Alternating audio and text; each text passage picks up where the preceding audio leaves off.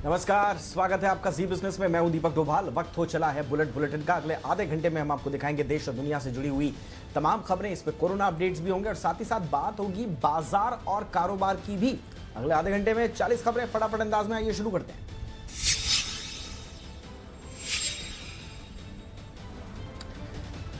महाराष्ट्र में लॉकडाउन 1 महीने और बढ़ गया है। राज्य सरकार ने कोरोना वायरस के बढ़ते हुए मामलों को देखते हुए लॉकडाउन को 31 जुलाई तक बढ़ाने का फैसला किया है। हालांकि लॉकडाउन में पहले के मुकाबले कुछ और ढील भी है और सरकार ने इसको लेकर दिशा निर्देश जारी किए हैं। उनके मुताबिक सभी सार्वजनिक जगहों, कामकाज वाली जगहों और सार्वजनिक परिवहन में फेस मास्क लगाना जरूरी होगा।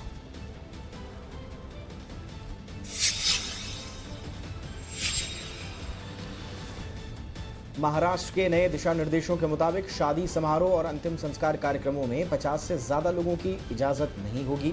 मुंबई नगर निगम के तहत आने वाली जरूरी सामान की दुकानें पहले की तरह खुली रहेंगी। गैर जरूरी सामान बेचने वाली दुकानों के लिए पहले जो नियम लागू हैं वो बने रहेंगे। ई कॉमर्स कारोबार पहले की तरह चलता रहेगा। सभी औद्योगिक यूनिट्स जिनको चालू रखने की इजाजत है वो चलती रहेंगी।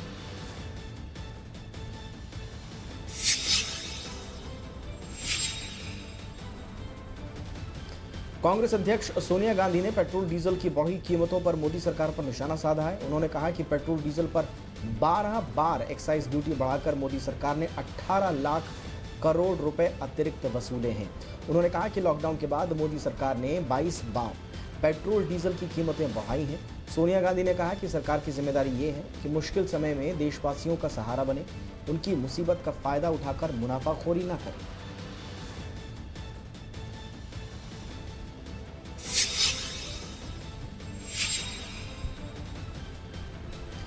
कांग्रेस कार्यकर्ताओं ने आज पेट्रोल डीजल की बढ़ी कीमतों को लेकर विरोध प्रदर्शन किया। कार्यकर्ता दिल्ली के मुख्यमंत्री अरविंद केजरीवाल और उपराज्यपाल अनिल बैजल के घर के बाहर प्रदर्शन करने जा रहे थे, तभी पुलिस ने उन्हें हिरासत में ले लिया।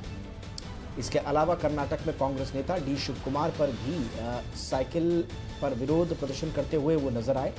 कांग्रेस नेता राहुल गांधी ने सोशल मीडिया पर एक campaign speak up against fuel hike की भी शुरुआत की है।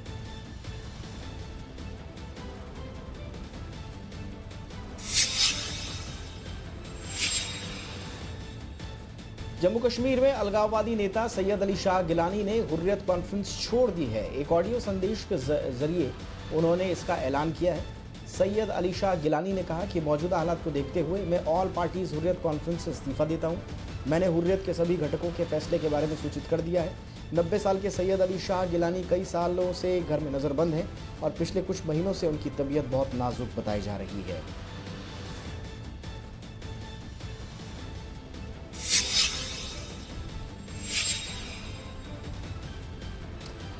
केंद्रीय मंत्री जनरल वीके सिंह ने चीन की धोखेबाजी पर बड़ा बयान दिया है। उन्होंने कहा कि गलवान घाटी में 15 जून की रात कैसे खूनी झड़प हुई।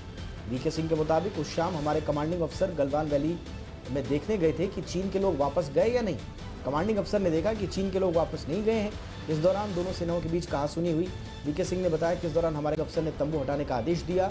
चीनी सैनिक जब तंबू हटा रहे थे तभी आग लग गई।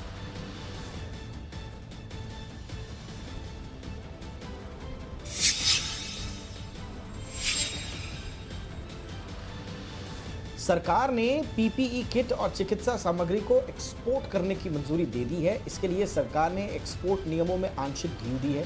हर महीने 50 लाख यूनिट निर्यात की जाएंगी। अभी तक इसके एक्सपोर्ट पर पूरी तरह से पाबंदी थी। डीजीएफटी ने इस बारे में एक अधिसूचना जारी की है। एमएसएमई इंडस्ट्री अब लाखों की संख्या में पीपीई किट बना रही है।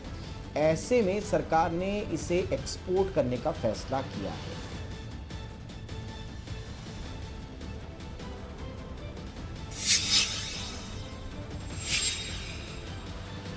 लॉकडाउन के दौरान बिजली मीटर रीडिंग न हो पाने की वजह से ढेरों ग्राहक परेशान हैं, क्योंकि मार्च, अप्रैल और मई में कम बिल के बाद अब जून में भारी भरकम बिल आया है। ऐसे ग्राहकों की शिकायतों के निपटारे के लिए महाराष्ट्र बिजली नियामक आयोग यानी कि MERC ने निर्देश जारी किए हैं।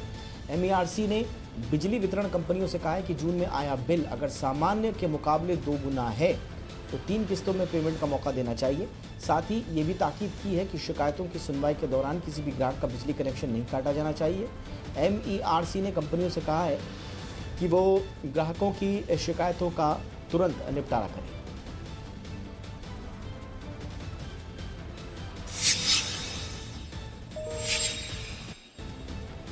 निजामुद्दीन मरकज केस में आज सुप्रीम कोर्ट में सुनवाई हुई। कोर्ट ने केंद्र से पूछा है कि क्या मरकज में शामिल लोगों का वीजा रद्द करने की व्यक्तिगत आदेश जारी किया गया है।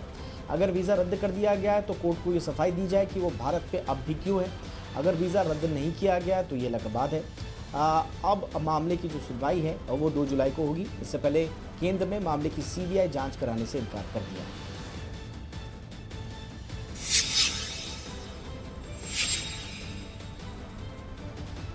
सुप्रीम कोर्ट ने चार्टर्ड अकाउंटेंट के छात्रों को बड़ी राहत दी है। कोर्ट ने छात्रों को अपना परीक्षा केंद्र बदलने और परीक्षा छोड़ने का विकल्प दिया है। कोर्ट ने इसके लिए आईसीएआई को नई गाइडलाइन जारी करने का आदेश दिया है।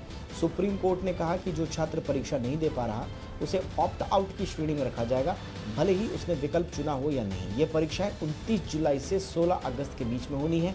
इस केस की अगली सुनवाई 2 जुलाई को सुप्रीम कोर्ट में होगी।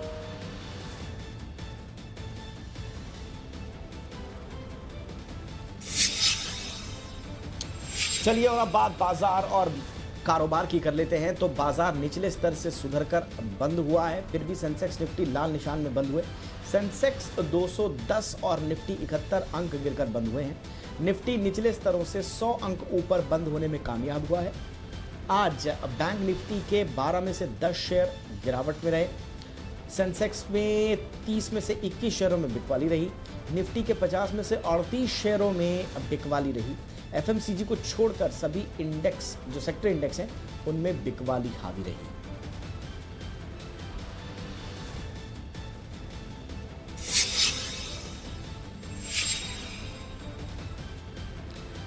आज बाजार में चढ़ने वालों से ज्यादा गिरने वालों का बोलबाला रहा। निफ्टी में गिरने वालों में कोल इंडिया, एक्सिस बैंक, टेक महिंद्रा, हिंडाल्को शामिल रहे। चढ़ने वालों में एचडीएफसी बैंक, ब्रिटानिया, सिप्ला और कोटक महिंद्रा शामिल रहे। बैंकिंग शेयरों की आज जमकर पिटाई हुई। RBL, bank of Baroda, UCO bank, federal bank गिरकर बंद हुए। रियल्टी शेयरों में भी बिकवाली हावी रही। इकलौता एफएमसीजी रहा जिसमें हरियाली देखने को मिली। आईटीसी, एचयूएल, डाबर चढ़कर बंद हुए।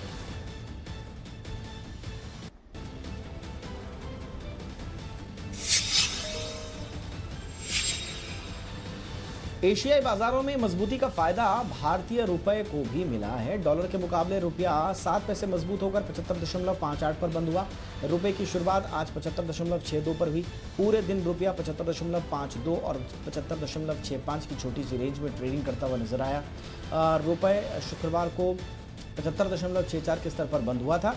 डॉलर के मुकाबले रुपया इस साल करीब 6% कमजोर हुआ है।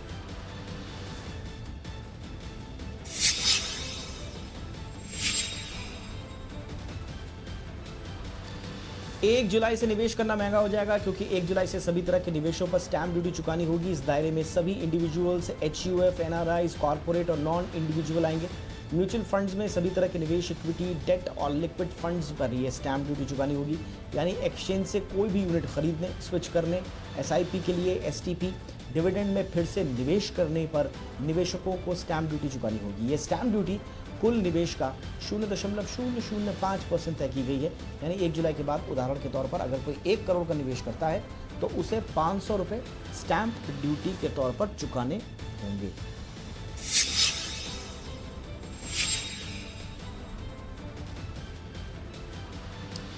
बिजली सेक्टर में चीन पर निर्भरता कम करने के लिए सरकार जल्द ही नई रिन्यूएबल एनर्जी पॉलिसी लाने जा रही है। जी बिजनेस की एक्सक्लूसिव जानकारी के मुताबिक इसे लेकर ऊर्जा और वित्त मंत्रालय के बीच सहमति बन गई है। सरकार घरेलू मैन्युफैक्चरिंग प्लांट बनाने पर आर्थिक मदद देगी। ये मदद वायबिलिटी गैप फंड के तहत दी जाएगी। प्रोजेक्ट कॉस्ट का 25 से 30% बीजीएफ के जरिए दिया जाएगा। सरकार इन प्रोजेक्ट्स के लिए बोलियां मंगाएगी।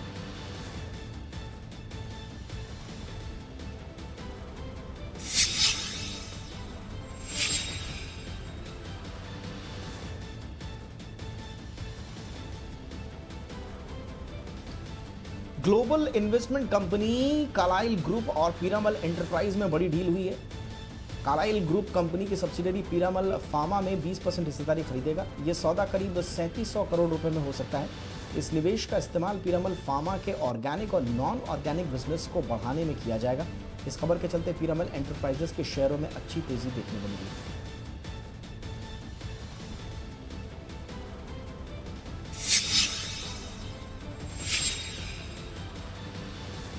एचडीएफसी बैंक ने रकम जुटाने की खबर का खंडन किया है। खबरें थी कि एचडीएफसी बैंक क्यूआईपी के जरिए 13,000 करोड़ रुपए जुटाने की योजना बना रहा है।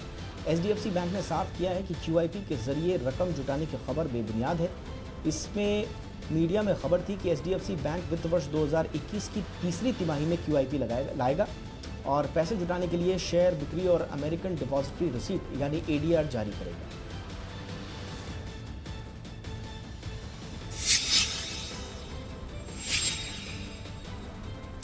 आईडीबीआई बैंक अपनी life insurance company IDBI federal life insurance में 27% हिस्सा बेचेगा। ये हिस्सेदारी 595 करोड़ रुपए में बिकेगी। बैंक के जॉइंट वेंचर पार्टनर एजीईएस को यानी कि एजियास को 23% और फेडरल बैंक को 4% हिस्सेदारी बेचने के लिए हरी झंडी उनके बोर्ड से मिल चुकी है, लेकिन इस सौदे के लिए अभी रेगुलेटर्स की मंजूरी मिलना बाकी है। इस खबर के चलते ही आईडीबीआई बैंक का शेयर आज 5% चढ़कर बंद हुआ।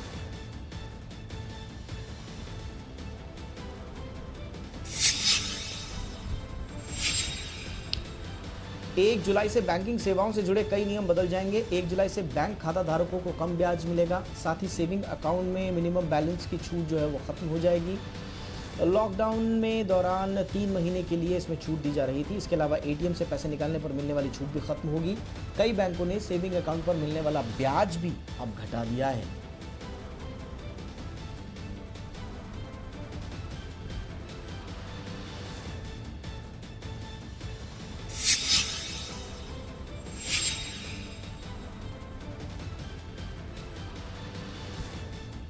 नए टैक्स स्लैब में अब लोगों को यात्रा खर्चों का भी डिडक्शन मिलेगा।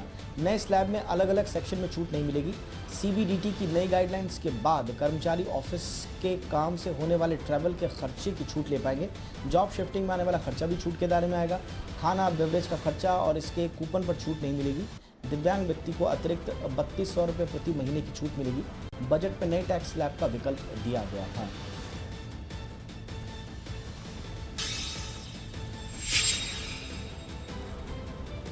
कोरोना मरीजों का इलाज करने के लिए अब दिल्ली में प्लाज्मा बैंक बनाया जाएगा। ये प्लाज्मा बैंक आईएलबीएस अस्पताल में बनाया जाएगा, जो अगले 2 दिन में शुरू भी हो जाएंगे। इस प्लाज्मा बैंक से सरकारी और निजी सभी अस्पतालों को मरीजों का प्लाज्मा मिल सकेगा।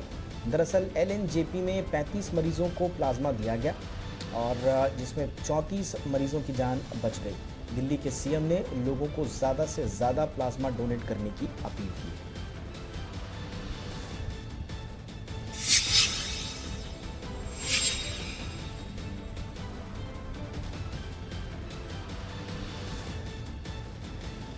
मुंबई में कोरोना वायरस का पीछा करने के लिए सीरो सर्वे किया जाएगा। इस सर्वे से यह पता चलेगा कि कोरोना की चपेट में आए और फिर खुद ही ठीक हुए मरीज में किस तरह की एंटीबॉडीज़ बनी हैं।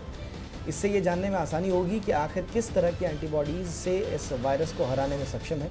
ये पता चलने पर कम्युनिटी स्तर पर इसे फैलने से रोका जा सकता है। इसके अलावा संक्रमण से जुड़े रिजल्ट देने के लिए 1 लाख के करीब एंटीजन टेस्ट उपकरण भी लाए गए हैं।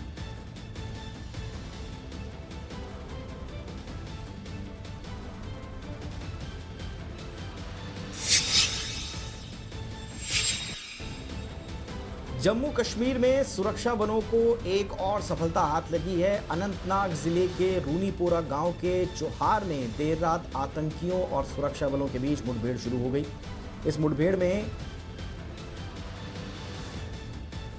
अभी तक सुरक्षा बलों ने 3 आतंकियों को मार गिराया है। इन आतंकियों के पास से एक AK-47 राइफल और 2 पिस्तौल बरामद हुई हैं। गुप्त सूचना के आधार पर सुरक्षा बलों ने फुलचोहर इलाके में कार्रवाई की और इस दौरान आतंकवादियों से मुठभेड़ शुरू हो गई। सुरक्षा बलों की कार्रवाई में 3 आतंकवादी मारे गए हैं।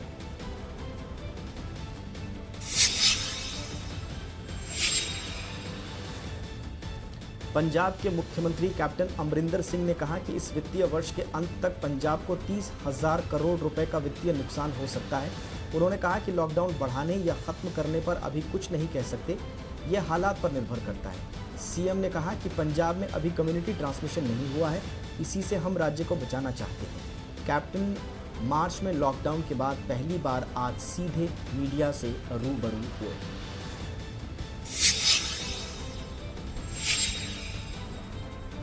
Chief justice of India justice Bobde नए अवतार में नजर आए हैं। हार्ले डेविडसन बाइक चलाते हुए उनकी एक तस्वीर सोशल मीडिया पर वायरल हो रही है। ये तस्वीर उनके गृहनगर नागपुर की है। जस्टिस बोबड़े भी नागपुर में ही हैं। बहुत से लोगों ने उनके इस नए अंदाज की तारीफ की है, तो कई लोगों ने हेलमेट और मास्क नहीं पहनने पर आपत्ति भी जाहिर की है। जस्टिस बोबड़े भी इस बात का जिक्र कर चुके हैं कि उन्हें बाइक्स का बेहद शौक है।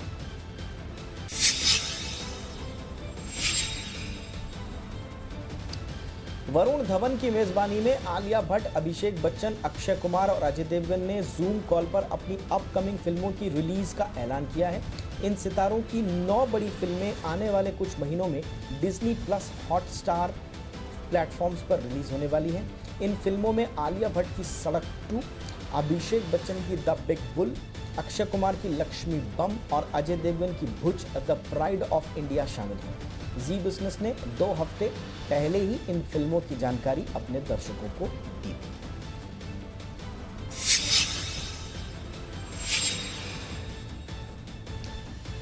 टी सीरीज ने अपने कुछ छोटे बजट की फिल्मों को डायरेक्ट ओटीटी प्लेटफॉर्म्स पर रिलीज करने का फैसला किया है। ये फिल्में नेटफ्लिक्स प्रीमियर के लिए चुनी गई हैं। अभिषेक बच्चन और राजकुमार राव समेत कई सितारों से सजी लूडो भी इसमें शामिल है। वहीं अमिताभ बच्चन स्टारर झुंड, राजकुमार राव और नुसरत भरूचा की छलांग और कियारा आडवाणी स्टारर इंदू की जवानी भी नेटफ्लिक्स पर दिखाई जाएगी।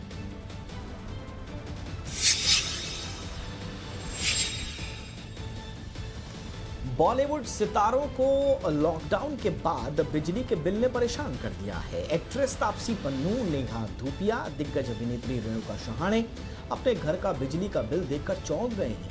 सभी ने ट्विटर पर अपना बिजली का बिल शेयर करते हुए मनमाने ढंग से बिजली बिल वसूले जाने पर नाराजगी जाहिर की है।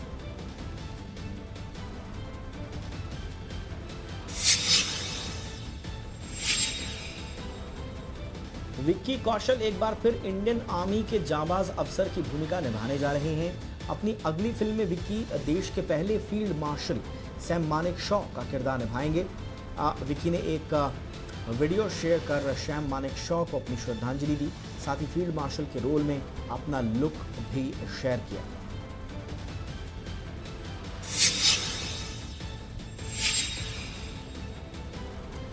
कोरोना संकट के बीच पाकिस्तान की टीम अपने 31 सदस्यों के साथ कल रात इंग्लैंड पहुंच गई है। पीसीबी ने खुद इसकी जानकारी अपने ट्विटर अकाउंट पर एक वीडियो पोस्ट करते हुए दी। पाकिस्तान ने जिन 10 क्रिकेटर्स की कोरोना रिपोर्ट पॉजिटिव पाई गई है, उन्हें अभी इंग्लैंड दौरे पर नहीं भेजा गया है। पाकिस्तान के 20 खिलाड़ी समेत 11 सपोर्टिंग स्टाफ अब 14 दिन के आइसोलेशन में रहेंगे और उसके बाद 13 जुलाई को इन्हें डर्बीशायर के इनकोरा काउंटी ग्राउंड में ट्रांसफर किया जाएगा।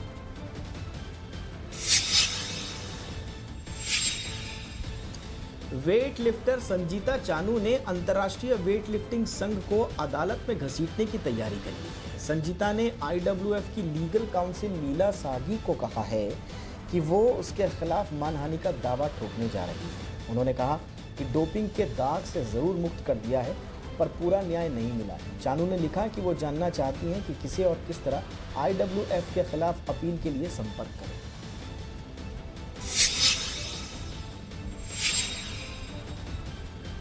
– 2007 में महेंद्र सिंह धोनी की अगुवाई में टीम इंडिया साउथ अफ्रीका में पहला T20 वर्ल्ड कप खेलने गई थी।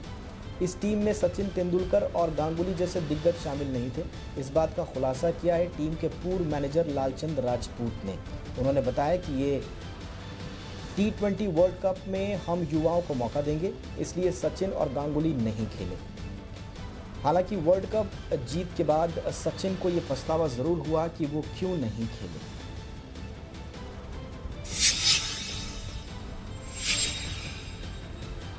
इस साल दिसंबर में होने वाली विश्व शतरंज चैंपियनशिप स्थगित हो गई है। अब ये चैंपियनशिप अगले साल होगी। विश्व शतरंज की सर्वोच्च संस्था फिडे ने इसका ऐलान किया है। विश्व चैंपियनशिप का आयोजन इस साल 20 दिसंबर से दुबई में होना था, जिसमें नॉर्वे के मौजूदा विश्व चैंपियन कार्लसन का मुकाबला कैंडिडेट्स टूर्नामेंट के विजेता से होना था। कैंडिडेट्स टूर्नामेंट मार्च में रूस में खेला जा रहा था, लेकिन उसे कोरोना वायरस महामारी के कारण बीच में रोकना पड़ा।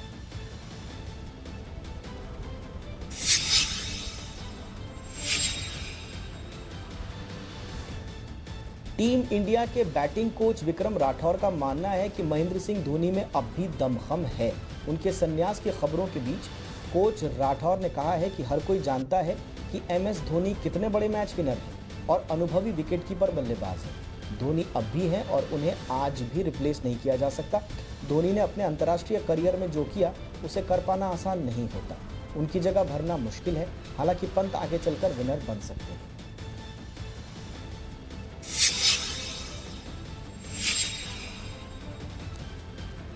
कराची में पाकिस्तान स्टॉक एक्सचेंज पर हमले की जिम्मेदारी बलूचिस्तान लिबरेशन आर्मी ने ली है। आज पाकिस्तान स्टॉक एक्सचेंज पर भारी हथियारों से लैस 4 आतंकवादियों ने हमला कर दिया। इसमें 4 सुरक्षा गार्ड, एक पुलिस उप निरीक्षक की मौत हो गई। आज सुबह आतंकवादियों ने इमारत के मेन गेट से आने की कोशिश की और अंधाधुंध गोलियां चलाई, हथगोले फेंके। पुलिस ने बताया सभी आतंकवादियों को मार गिराया है, जबकि 5 लोग हमले में घायल हो गए। इसी के साथ इस बुलेटिन में इतना ही। इजाजत दें। नमस्कार।